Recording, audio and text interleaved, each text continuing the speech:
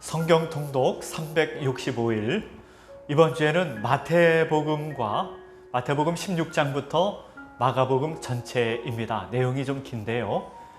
오늘 저는 마태복음만 내용을 소개하려고 합니다. 우리가 성경 통독할 때 우리가 잊지 말아야 되는 것이 있는데, 하나님의 마음을 늘 생각해야 됩니다. 이 말씀을 통해 하나님은 어떤 마음을 우리에게 전해주시려고 하는가, 그 부분을 생각하면서 말씀을 통독하면 은혜가 될 줄 믿습니다. 마태복음 16장에 보면은 예수님께서 제자들에게 물으십니다. 15절에 보면 너희는 나를 누구라 하느냐, 이렇게 질문을 하십니다. 이 질문은 예수님께서 제자들에게만 하시는 질문이 아니라 우리 모두에게 주시는 질문이지요. 이 질문을 받았을 때 우리는 뭐라고 대답할 수 있을까요? 예수님은 내 인생의 왕이십니다. 예수님은 내 인생의 전부이십니다. 예수님은 제 인생의 인도자입니다. 이렇게 대답할 수 있겠죠. 우리 기도하시면서 우리는 뭐라고 대답할 수 있는가 한번 생각해 보시기를 바랍니다. 마태복음 17장에 보면 예수님께서 제자들과 함께 변화산에 올라가십니다. 베드로는 그곳에서 주님을 위하여, 모세를 위하여, 엘리야를 위하여 초막 셋을 짓자고 하지요. 그때 이제 하늘에서 음성이 들립니다. 5절에 보면은 이는 내 사랑하는 아들이요 내 기뻐하는 자니 너희는 그의 말을 들으라 하는 음성이 들립니다.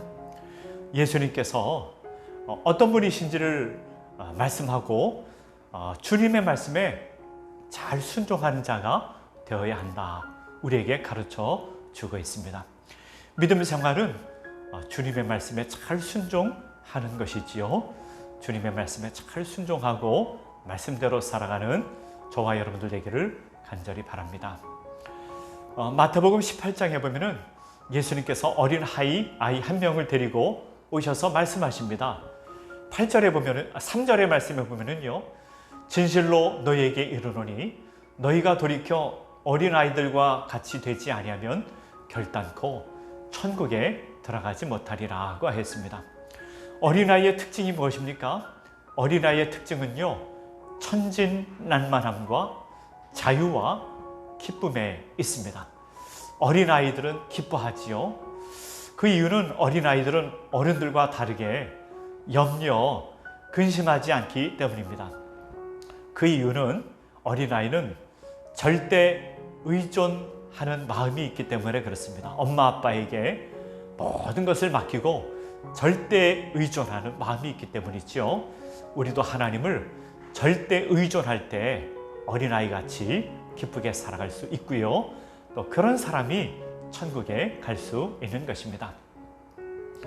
마태복음 19장에 보면은 이혼에 대한 질문이 나옵니다. 바리새인들이 예수님께 이렇게 질문했어요. 어떤 이유가 있으면 아내를 버리는 것이 옳습니까? 이렇게 질문을 했습니다. 예수님께서 대답하시는데 4절, 5절, 6절에 이렇게 대답하셨어요. 예수께서 대답하여 이르시되 사람을 지으신 이가 본래 그들을 남자와 여자로 지으시고 말씀하시기를 그러므로 사람이 그 부모를 떠나서 아내에게 합하여 그 둘이 한 몸이 될지니라 하신 것을 읽지 못하였느냐. 그런즉 이제 둘이 아니요 한 몸이니 그러므로 하나님이 짝지어 주신 것을 사람이 나누지 못할지니라 하셨습니다. 어떻든지 함께 살아야 된다는 것이죠. 세상에서 제일 어려운 게 하나가 되는 것입니다. 하나 되려면은요, 양보해야 되고요, 희생해야 됩니다. 또 자아가 죽어야 하나가 될 수 있습니다. 우리가 결혼 생활을 통해서 우리가 신앙적으로 성장하고 성숙하게 되는 것이지요. 마태복음 20장에 보면 우리가 잘 아는 포도원 품꾼 비유가 나옵니다. 포도원 품꾼들이 포도원에서 일을 하는데요, 어떤 사람은 아침에, 어떤 사람은 오후에 와서 일을 하게 됩니다. 일을 다 마친 후에 임금을 계산하는데 아침에 온 사람들은 나중에 온 사람들보다 더 많이 받을 줄 알았습니다. 그런데 다 똑같이 한 데나리온씩 받게 되어서 주인에게 불평하게 됩니다. 주인은 이들에게 이렇게 말합니다. 나는 약속한 대로 준다. 나는 내 뜻대로 한다. 15절에 보면은요, 내 것을 가지고 내 뜻대로 할 것이 아니냐? 내가 선함으로 내가 악하게 보느냐라고 하십니다. 하나님은 선하시고요, 모든 사람에게 좋은 것 주시기를 원하시는 주님이십니다. 그러므로 원망하지 말라 말씀하고 있는 것이죠. 다른 사람이 더 많다, 더 적다, 원망 불평하지 말고 선하신 하나님 의지하고 살아가는 저와 여러분 되기를 간절히 바랍니다. 마태복음 21장에 보면은요, 예루살렘에 예수님께서 돌아가셔서 나귀 새끼를 타고 들어가십니다. 21장 5절에 보면 시온 딸에게 이르기를 내 왕이 내게 임하나니 그는 겸손하여 나귀 곧 멍에 매는 짐승의 새끼를 탔도다 라고 하십니다. 예수님은요, 겸손하시대요. 예수님의 특징은 겸손하신 분입니다. 우리도 자신을 낮추어서 예수님의 모습을 본받아 가야 되겠습니다. 마태복음 22장에 보면 혼인잔치 비유가 나옵니다. 한 왕이 아들의 혼인잔치가 있는데 사람들이 오지 않았어요.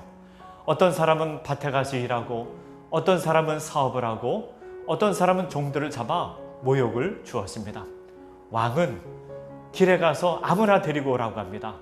9절에 보면 이렇게 나와 있습니다. 내 거리 길에 가서 사람을 만나는 대로 혼인잔치에 청하여 오라 한대 라고 했습니다.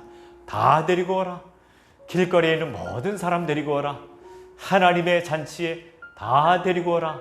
그것이 하나님께서 기뻐하는 마음입니다.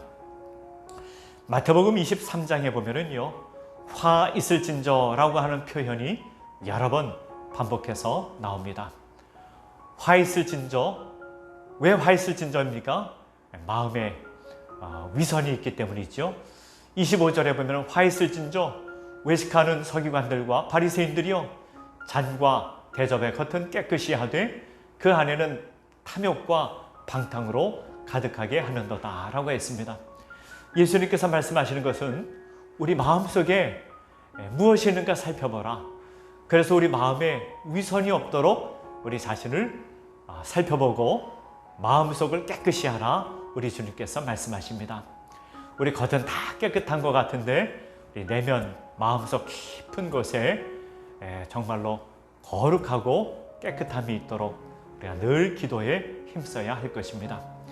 마태복음 24장에 보면은 마지막 때의 징조에 대해서 말씀하십니다. 13절에 보면은요, 그러나 끝까지 견디는 자는 구원을 얻으리라고 했습니다. 마지막 때의 징조가 있지만 끝까지 견디는 자가 구원을 얻습니다. 오직 주님 바라보며 주님 의지하며 끝까지 믿음을 지키는 주의 백성들 되어야 하겠습니다. 마태복음 25장에 보면 열처녀 비유가 나오지요. 이 비유도 예수님 오시는 비유입니다. 13절에 보면 깨어있으라 너희는 그날과 그때를 알지 못하느니라고 했습니다. 예수님 언제 오시는지 우리는 아무도 모르지요. 항상 영적으로 깨어있고 주님께 소망을 두어야 할 것입니다. 마태복음 26장에 보면은 십자가 지시기 전에 예수님의 기도가 나옵니다. 39절에 보면은 예수님께서 나의 원대로 마시옵고 아버지의 원대로 하옵소서 이렇게 기도하였습니다. 우리가 정말로 배워야 할 기도, 예수님의 기도고요. 기도뿐 아니라 우리가 삶을 살아가면서 늘 이런 생각을 가져야 되겠어요. 아버지의 뜻대로 되옵소서. 나의 원대로 마시옵고 아버지의 원대로 되옵소서. 이렇게 마음속으로 생각하며 기도하는 훈련을 해야 되겠습니다. 마태복음 27장에 보면 고난당하시는 예수님의 모습이 나옵니다. 채찍에 맞으시고 십자가 지시는 예수님의 모습이 나오는데 그것이 바로 나를 위한 것이었고 우리를 위한 것이었습니다. 나를 위해 고난당하시는 예수님, 나를 위하여 생명을 내어주신 예수님 늘 생각해야 되겠습니다. 마태복음 28장에는 예수님의 부활하신 모습이 나옵니다. 부활하시고 예수님께서는요, 9절에 보면은 평안하냐 이렇게 물으십니다. 예수님께서 부활의 소망을 통해 우리에게 평안을 주시기를 원하십니다. 여러분, 우리 마음에 평강이 있습니까? 우리 주님께서 주시는 평강이 우리 마음 가운데 충만하기를 간절히 바랍니다. 짧은 시간 마태복음 16장부터 28장까지 살펴보았는데요. 이런 방법으로 마가복음도 여러분들 잘 살펴보시고 또 묵상하시고 큰 은혜가 있기를 간절히 바랍니다.